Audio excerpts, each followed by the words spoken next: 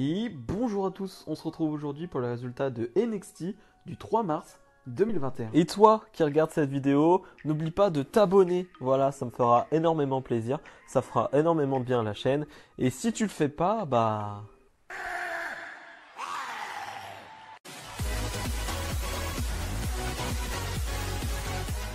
Et ce NXT qui va commencer avec Danny Burch et Oney Lorcan, les champions par équipe de NXT qui vont faire face à Timothy Thatcher et Tommaso Ciampa. Un match qui n'est pas pour le titre. Donc on retrouve Ciampa et Thatcher encore en équipe. Moi qui pensais qu'après le Dusty Rhodes Classic, on n'allait pas forcément les revoir ensemble. Et bah si, ça continue, ce qui prouve quand même qu'il n'y a pas trop de plans pour les deux, que ce soit pour Ciampa ou Thatcher. Bon, il n'y a pas de plan, du coup on les met ensemble, ça fait passer le temps. On a un match plutôt correct qui, voilà, pas très long, mais qui n'est pas non plus très intéressant, qui va se finir sur la première distraction ou intervention de la soirée, ou le premier faux finish, mauvais finish de la soirée, avec Imperium qui vont distraire Ciampa. Oney Lorcan et Danny Burch vont en profiter, ils vont gagner ce match. Donc voilà, on termine sur un truc pas terrible du tout. Roderick Strong fait une mini promo. Il veut qu'Adam Cole vienne sur le ring, mais c'est Finn Balor, le champion NXT, qui va arriver. Va s'en suivre des échanges plutôt intéressants, dans le sens où Roderick Strong va reprocher à Balor le fait que Undisputed Era soit plus ensemble, tout simplement, qu'il n'y ait plus de clan. Il lui reproche, il lui dit que c'est de sa faute, que depuis qu'il est un peu dans cette histoire-là, et c'est le bordel. Et Finn Balor qui va dire j'en ai rien à faire. Adam Cole, la semaine prochaine, tu auras un match tout simplement pour le titre NXT. Donc Finn Balor face à Adam Cole à NXT la semaine prochaine. Ok, d'accord, c'est cool. Les deux vont se frapper ensuite et on va avoir un match plus tard dans la soirée. Mais on nous annonce un Adam Cole Finn Balor dans un weekly de NXT. Et moi je suis content. Ember Moon face à Aliyah. J'ai pas grand chose à dire sur ce combat, ça dure quelques minutes, vraiment c'est très court. On a Shotzi Blackheart qui va être en ringside et aussi Jessica Mea et Robert Stone. Il y a toujours ce truc avec Robert Stone, ça ne fonctionne pas. Vraiment, au début je trouvais ça marrant avec Chelsea Green, tout ça. Là avec Aliyah et Jessica Mea, franchement, ça ne fonctionne pas. Bref, Ember Moon va l'emporter avec une superbe Eclipse là qui est bien vendue par Aliyah. C'est tout ce que je retiendrai de ce match. Nia Jax et Shayna Baszler défendent leur titre par équipe face à Raquel Gonzalez et Dakota Kai. Un match de 12-13 minutes, quelque chose comme ça. J'ai bien aimé la première partie du match dans la construction, c'est-à-dire qu'on va isoler Dakota Kai, qui est censé être l'élément faible de l'équipe de Face, si je puis dire. Et donc on va l'isoler pendant vraiment beaucoup de minutes pour nous faire patienter, vraiment pour nous donner l'envie d'avoir Raquel Gonzalez qui fait ce hot tag, qui rentre sur le ring et qui peut prendre le dessus sur l'autre équipe. Donc ça, j'ai trouvé ça pas mal. Le problème, c'est qu'au moment où Raquel Gonzalez arrive sur le ring et fait son hot tag, il se passe rien. C'est-à-dire qu'en fait, elle fait son tag, elle fait 2-3 trucs, et elle va direct, Nia Jax va direct prendre le dessus sur elle en fait. Et Nia Jax prend direct le dessus sur elle. Raquel Gonzalez ne peut quasiment rien faire dans ce match. Donc je comprends pas. Il y a un affrontement entre les deux qui dure 15 secondes et c'est Nia Jax qui prend le dessus. Donc là, à ce moment, je comprends pas trop ce qui se passe. L'arbitre va se retrouver au sol, va y avoir un gros bordel. Raquel Gonzalez est censée être légale, mais Raquel Gonzalez va se retrouver projetée sur la table des commentateurs avec Nia Jax. Et Adam Pearce, donc le général manager de Raw, si je puis dire, de SmackDown, pardon, va arriver et va ramener un arbitre qui va qui va dire que Dakota Kai a abandonné alors qu'elle n'était pas légale. Et donc victoire de Shayna Baszler et Nia Jax, qui conservent leur titre. Vous le sentez, je pense, au ton de ma voix, j'ai détesté. Vraiment, j'ai détesté tout ce booking à la fin, avec l'arbitre, avec tout ça. Le fait que Raquel Gonzalez ne serve à rien dans ce match. Bref, vraiment, j'ai détesté. Et un truc bizarre en backstage, William Regal va dire, par rapport à ce qui s'est passé cette semaine, je vais faire une grosse annonce pour la semaine prochaine par rapport au titre par équipe. J'ai peur que ça annonce des titres par équipe féminin pour NXT, et ça j'en ai pas envie. Il y a déjà trop de titres pour NXT, j'ai pas envie de ça.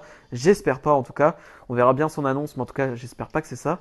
Mais bref, en tout cas j'ai détesté, vraiment j'ai détesté ce booking. C'est pas du bon NXT ça. LA Knight fait son arrivée du côté de NXT et va nous faire une superbe promo, vraiment. Alors LA Knight, pour ceux qui savent, c'est Ellie Drake, je ne connais pas du tout, vraiment. J'ai vu quelques vidéos, j'ai vu quelques trucs, mais c'est vrai que je ne suis pas trop ce qui se passe en dehors de WWE, donc je ne connais pas trop.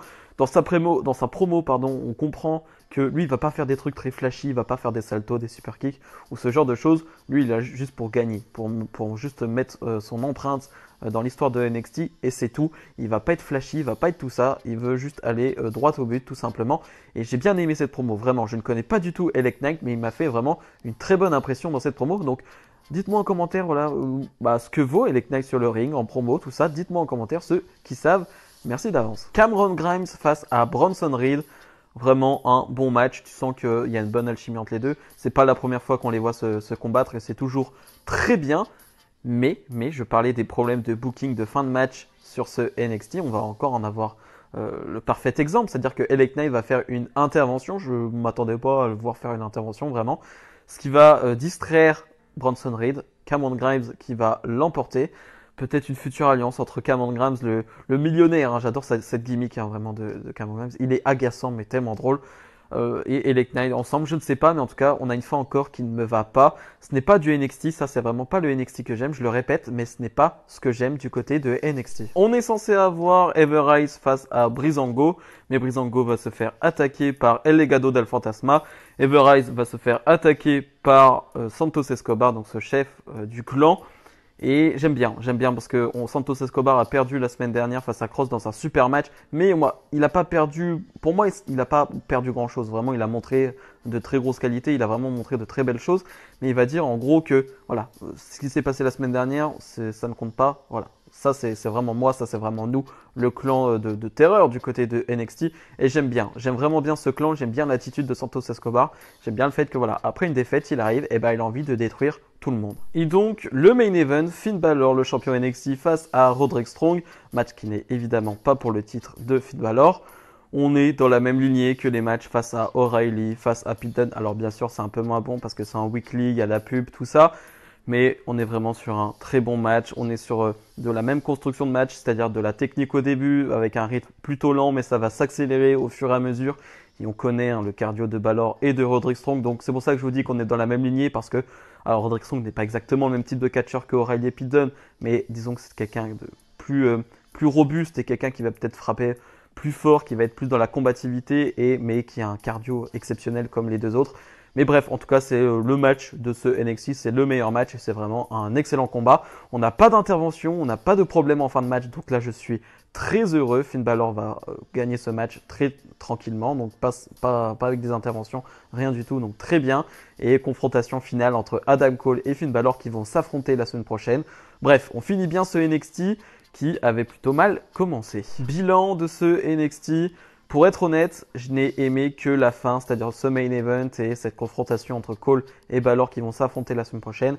Sinon le reste, il y a trop de trucs qui ne vont pas et ça m'énerve. Voilà, faut pas que NXT devienne Raw SmackDown avec des finishes à la con, avec des finishes pourris. Faut pas que ça devienne comme ça parce que NXT n'est pas Raw SmackDown tout simplement. Ce n'est pas leur truc de faire ça. Et ça me saoule de les voir faire ça.